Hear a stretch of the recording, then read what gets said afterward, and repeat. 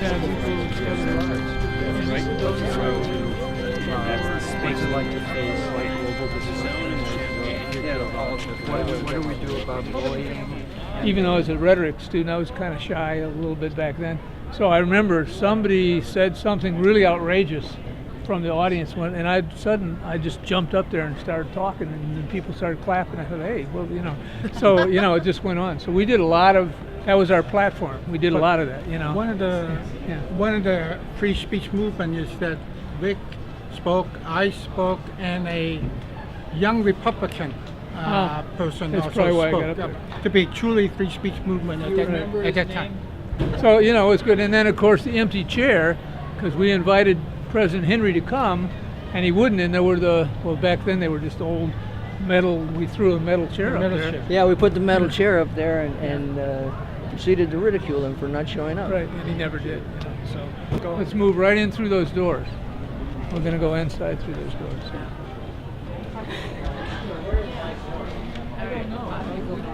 Okay, go ahead and read the thing that says on the bottom of the first page, South Lawn Forum. Go ahead and read that.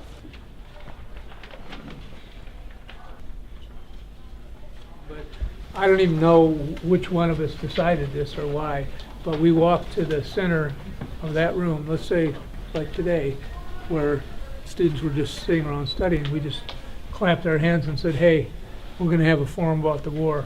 It didn't go, this is a study room.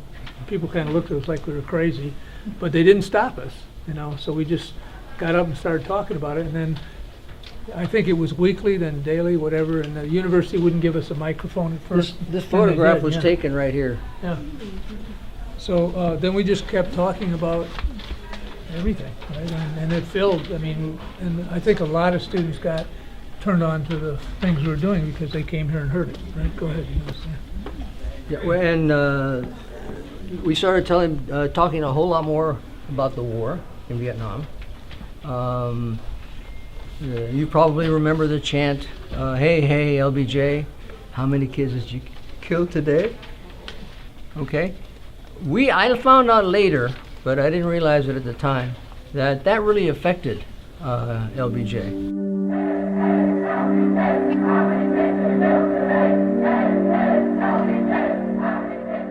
So we continued with that. We had big demonstrations against the war, and then of course in '68 there was the Democratic Convention up in Chicago, and we went up there. And I was telling Vern that when we got there, we were stopped by Chicago police, and they opened up the trunk of the car, and they saw all these protest signs, and so they said, start walking up this alleyway. And I thought for sure we were going to get beaten. But then a car came and stopped and put on their high beams, and we got out of there. So we were in Grant Park when there was that police riot. Everybody was running into buildings and apartments. I ran up the stairs. Nobody would open their door. We tried to get back out.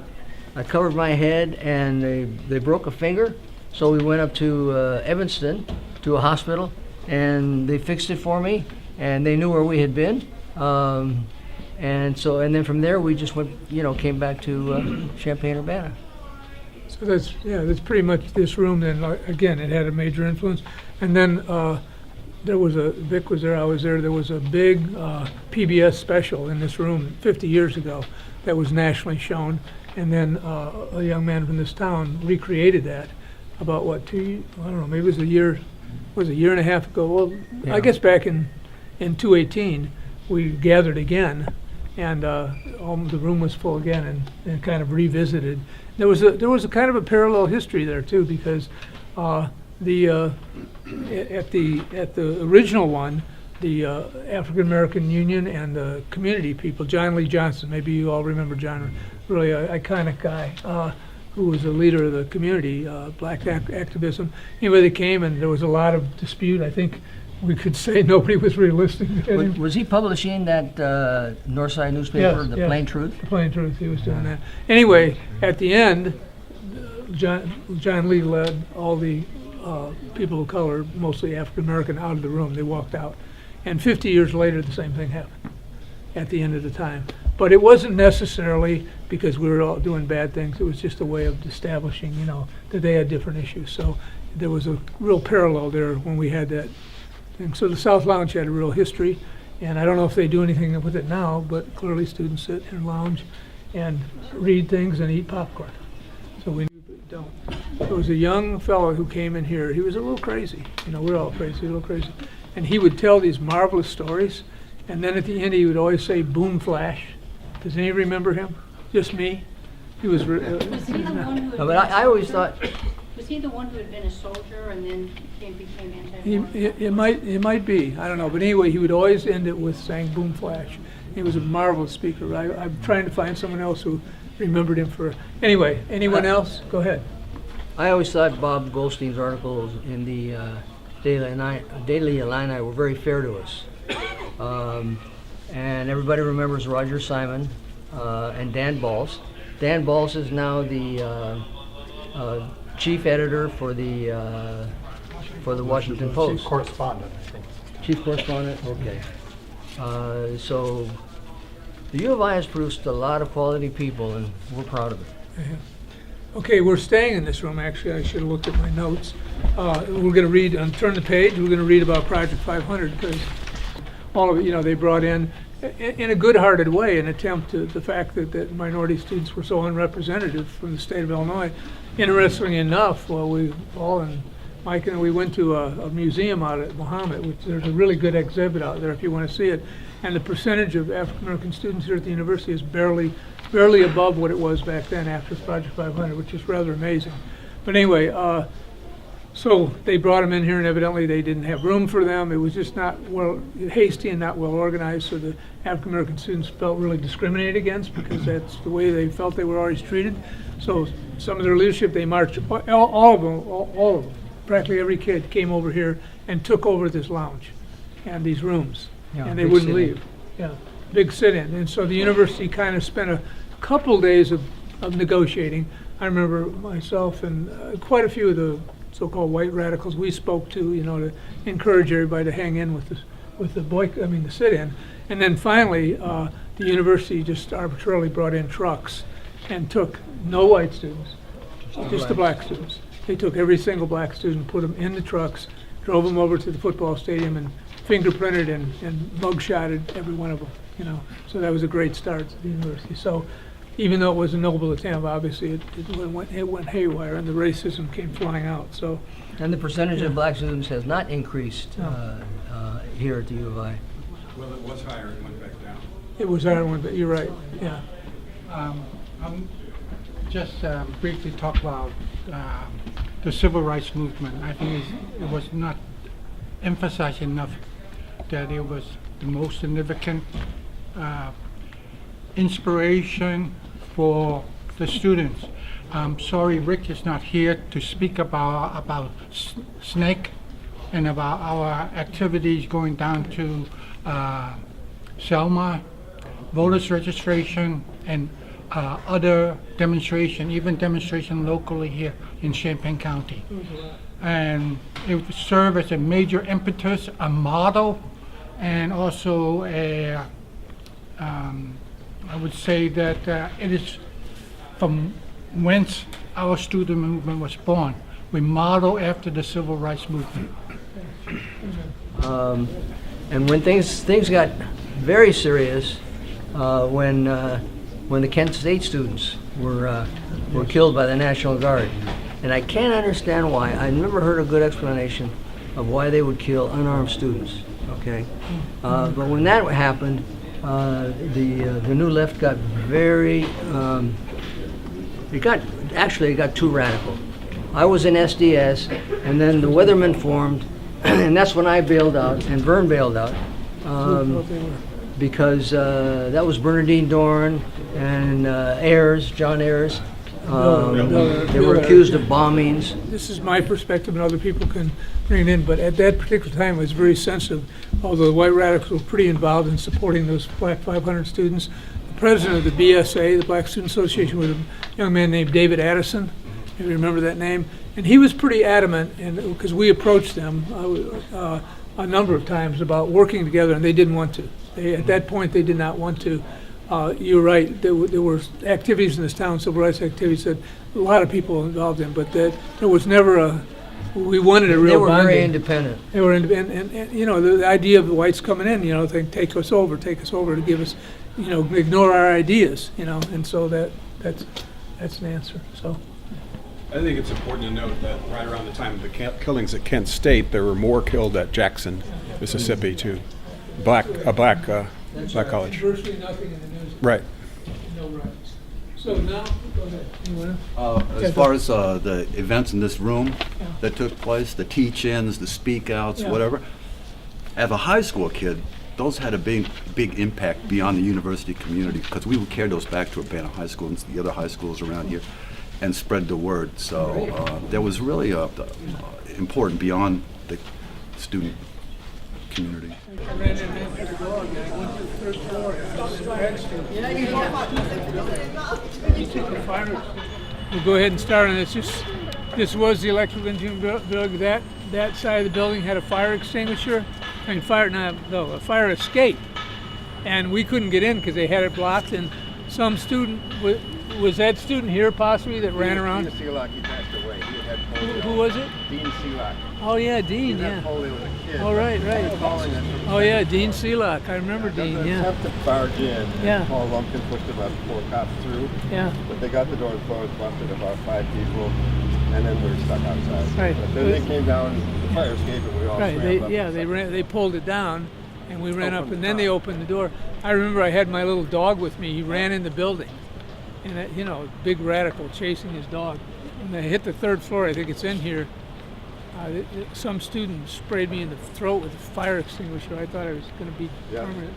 So I got up to the third floor, and I was sort of behind the police lines.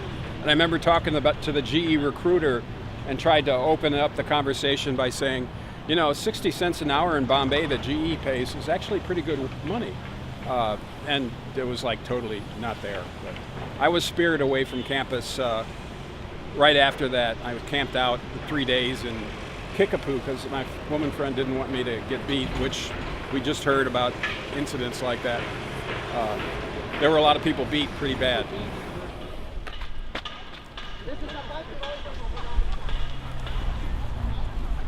Is that right? Come on over. Okay, go ahead and read Bring the War Home.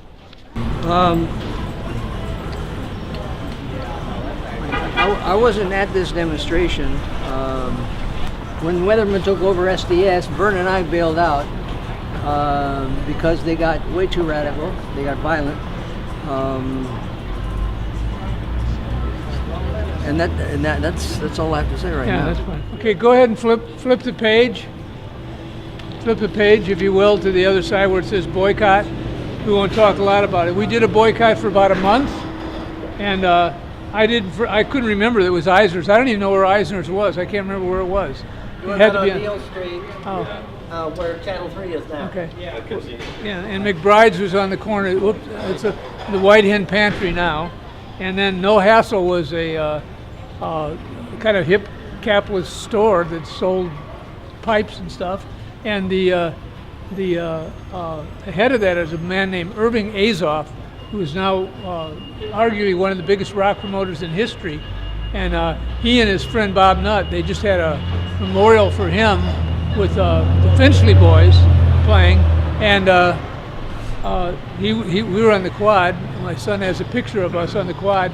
He was really pissed off at us because we included his kind of hip capitalist store along with Follett's. But Follett's was the main focus. All of these stores were gouging the students. That was why we boycotted.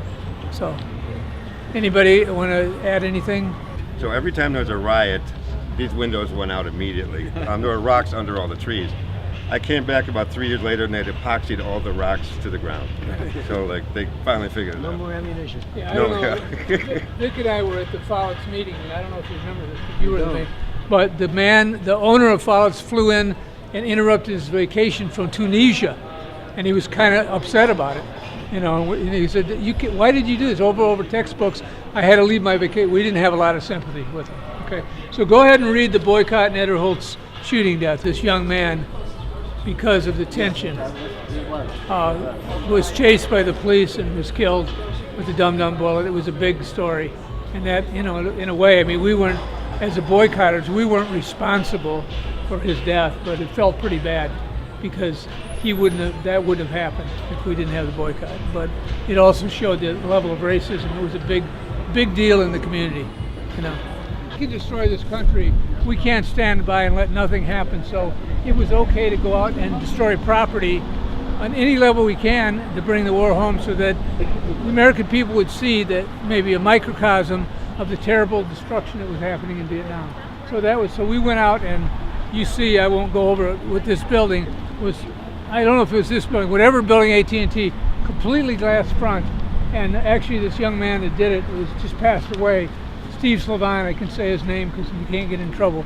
There was a car trailer just sitting here, and he and a bunch of people picked it up, and they just kept ramming it into the glass until all the glass was broken. That was just part of the stuff with the campus stuff and the English department windows. So, you know, people could say, well, that's a terrible thing to do, and in one level it is, you know, but on another level, that was the reason why. It wasn't just, well, it was wanton in some cases. When they stole all the bicycles from poor Austins, that was wanton. But some of the other stuff was a response to the destruction in Vietnam. So.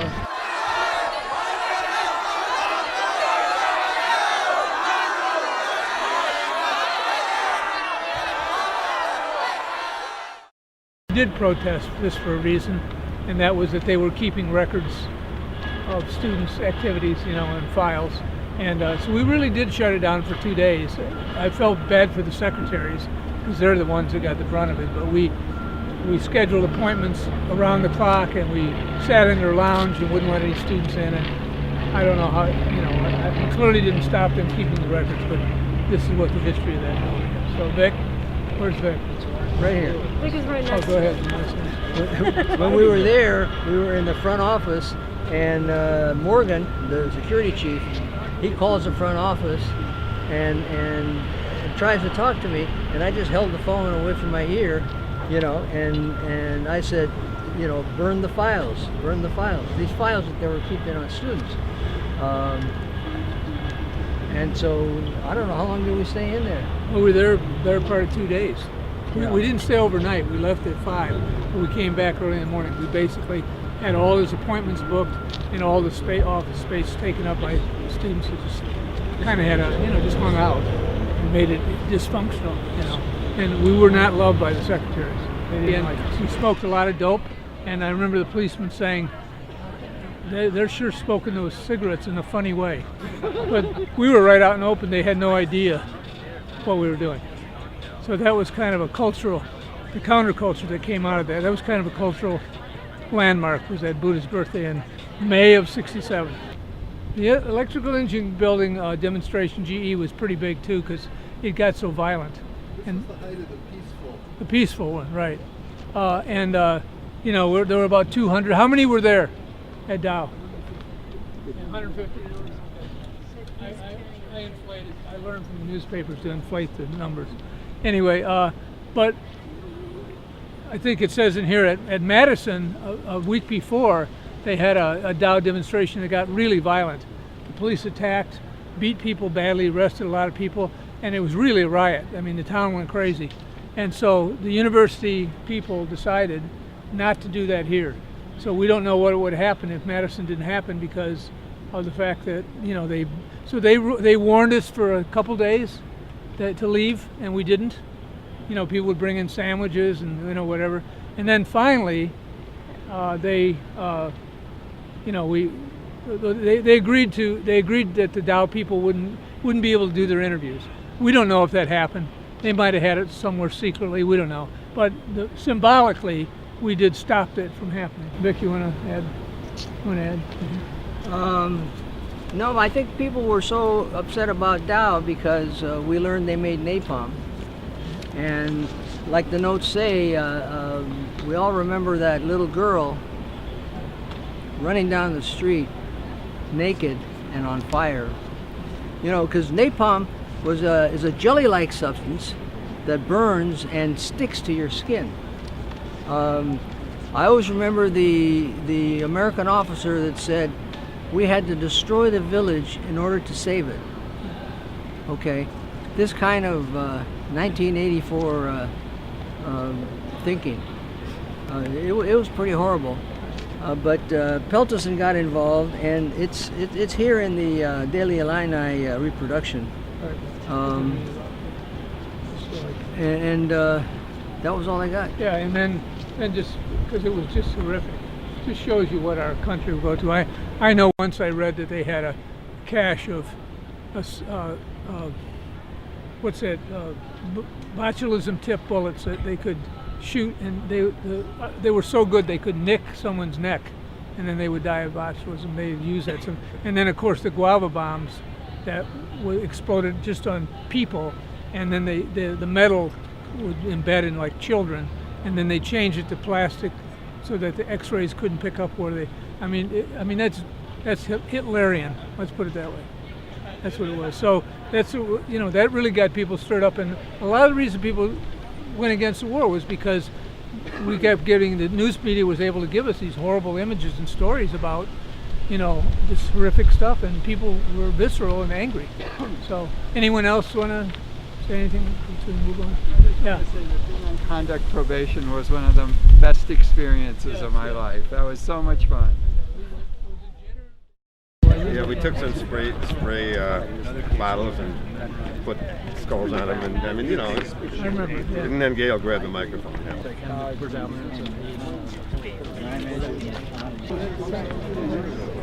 Some of it was still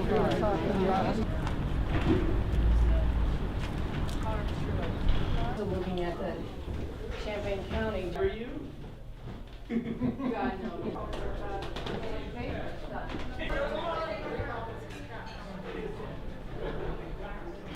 I want this young man to talk because you want to talk about the war room? Just tell him. The war room was that room. That's where we had mimeograph machines. It's not a transferable skill anymore. Learning how to cut mimeograph sheets and roll, no. It was, technology was not where it is today. And when we wanted to get out the word about a demonstration or something like that, we had to run off mimeograph sheets on 8.5 by 11 pieces of paper. And first somebody had to type them all up and then very carefully correct all the mistakes, right? All right? And then you'd run them off by the hundreds, as many as you can, and then people would go pass them out on the quad. Actually, we didn't have Facebook and Twitter. Under the doors in all the, Stick them under the doors, dorm in the dorms, and and any fraternity or sorority house that would let you. And yeah. That's how we got It was 2,000 very- people out for very the manual. demonstration. that really built what we're doing, because the DI wasn't about to say anything positive at the time, and so we just kind of did an underground media split.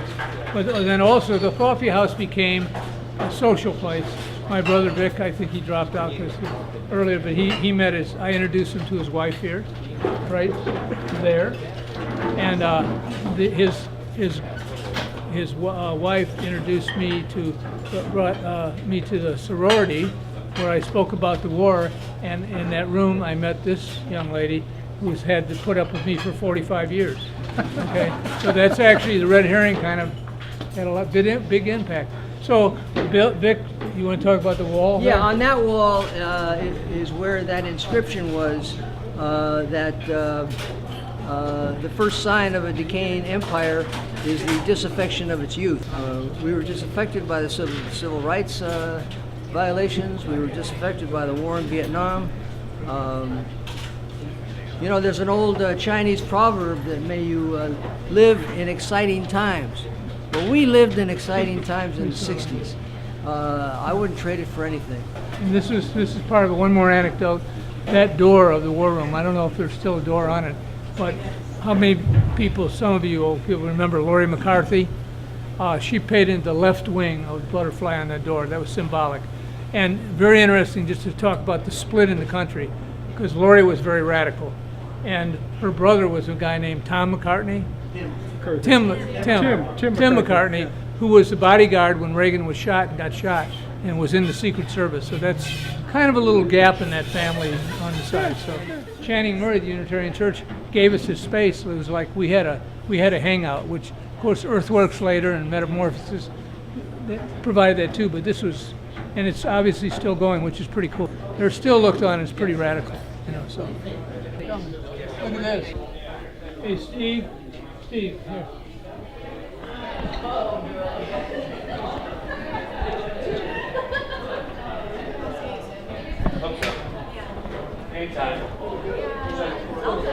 So yeah, this movie, Vic, you want to talk about the movie? Or?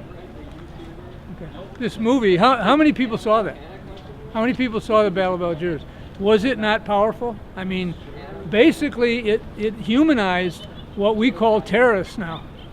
What we call in the Middle East terrorists, because first of all it showed the atrocious treatment of the Algerians by the French, all the executions, and then it showed some of the women taking bombs and blowing up children in restaurants, and it was a horrific scene. But when you saw the first part, and I think this is something we should learn about the Middle East, when you saw the first part, you understand what would motivate people to do stuff like that, because they were so hurt and destroyed by what was being done to their country.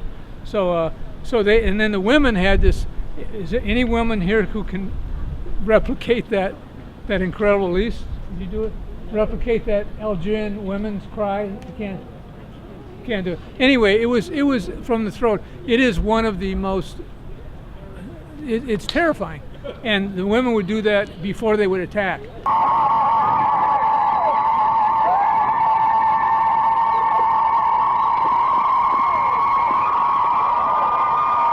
And so that night when Battle of Algiers was over, and by the way, it was over 70 degrees the next day, which had a lot to do with the electrical engineering building having so many people. It was beautiful.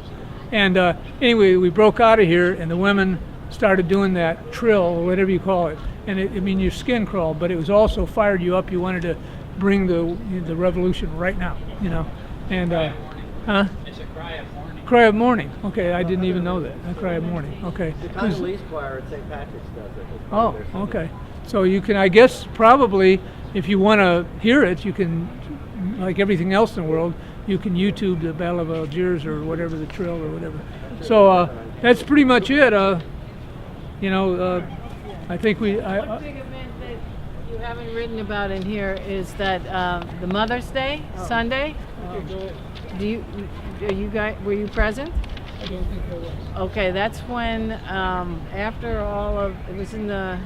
after Kent State, there was a big demonstration on the quad, and the guard was here, but the governor called in at least 200, maybe more, I don't know, state police, and they came in buses, and they lined up right here. And it was a Sunday morning, and there were little children playing here, people with their dogs. There was one little, I can remember distinctly, a young kid selling seeds for Mother's Day, so he could raise a little money to buy his mother flowers. And they told us to disperse, and when nobody dispersed, they marched with their sticks, and they beat everything in the way. They killed a little dog, a puppy. Someone didn't grab their dog in time, and then they guided everybody they arrested. They took John Hackman's head and beat it against the door. He had a concussion and a bandage on for days. And then there was the other beating of the professors. When they strike the building, they stopped the garbage trucks from coming in. They beat up 2 college professors and arrested them. So they arrested a lot of people, and this was the second time they took everybody to the stadium. And so people marched to the stadium who didn't get arrested, who had somehow escaped the surrounding, and protested that they be released or call their lawyers. And at one point they chased Paul Doble in his car. He was using his bullhorn that we marching after should disperse, and then he jumped in his car and his leg was dragging, and the crowd was following him, and he was just running to his safe place at the stadium. But those were terrible days. Those were really terrible days. About 2/3 of the quad was filled with people. We declared the strike. I remember that from here. So the auditorium was. Yeah. That's true. So anyone else have anything they want to share?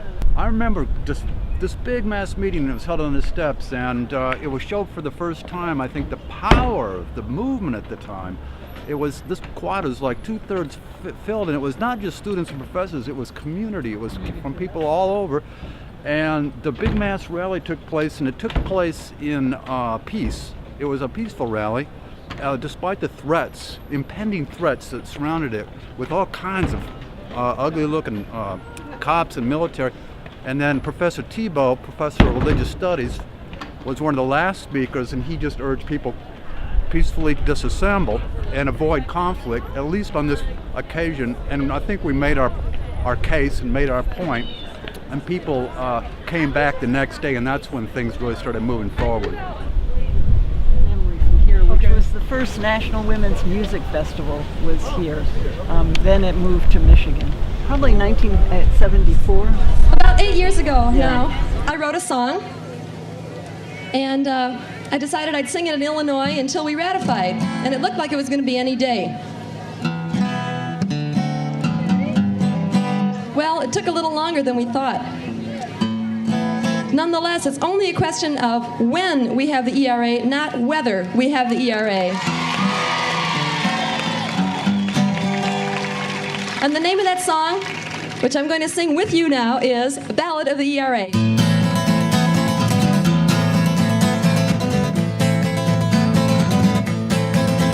It was 60 years ago an amendment was proposed to make the law state men and women equal.